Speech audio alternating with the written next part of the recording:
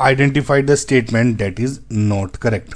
तो एक एक स्टेटमेंट में देखते हैं और उसका समझते हैं कि गलत है या सही है। Okay, first is each antibody has 2 light and 2 heavy chains.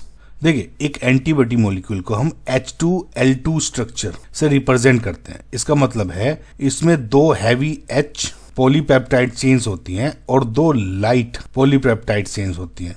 ये चारों चेन वाई शेप में अरेंज होती है। ठीक है, क्या है, वाई शेप में होती है अरेंज्ड। तो ये क्या है, करेक्ट स्टेटमेंट है। नॉट करेक्ट पूछना है तो आंसर नहीं है। Second is the heavy and light chains are held together by disulphide bonds. Okay, अब ये स्टेटमेंट भी सही है। क्यों? देखिए, हैवी चेन्स आपस में और हैवी चेन लाइट चेन से डाइसल्फाइड बॉन्ड यानी ये SS बॉन्ड होता है ना, इसको आप क्या बोलते हो, डाइसल्फाइड बॉन्ड से इससे जुड़ी होती है। ये बॉन्ड्स इस मॉलिक्यूल को एकदम स्टेबल वाई शेप्ड स्ट्रक्चर दे रहे होते हैं जैसे, है ना।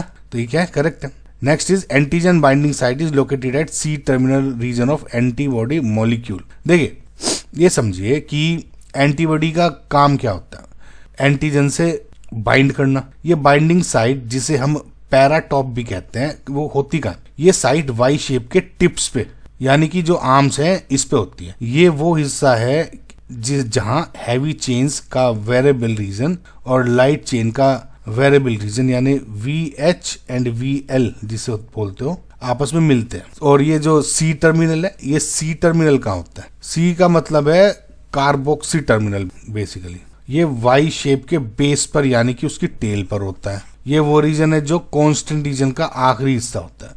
अगर बाइंडिंग साइट C टर्मिनल पर होती तो एंटीबॉडी बेस से बाइंड करती, टिप से नहीं।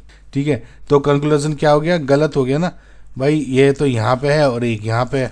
तो एंटीजन बाइंडिंग साइट से हमेशा N टर्मिनल, अमीनो टर्मिनल बोलते हो जिसको आप, यानी कि वेरिएबल रीजन्स में होती है। तो ये इनकरेक्ट हो गया। तो अब ये क्या हो रहा है, करेक्ट आंसर दिख रहा है। Next is constant region of heavy and light chains are located at C terminals of antibody molecules.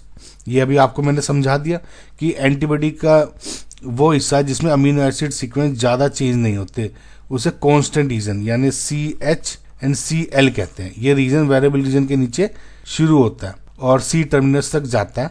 ये वाई शेप के बेस या जो लोअर वाले आर्म है, ये डंडा इस आर्म्स पर बनाता है बेसिकली इसका। ठीक है, तो ये बनाता है हिस्सा। तो ये क्या है, ट्रू हो गया। तो करेक्ट आंसर क्या है, ऑप्शन नंबर 3।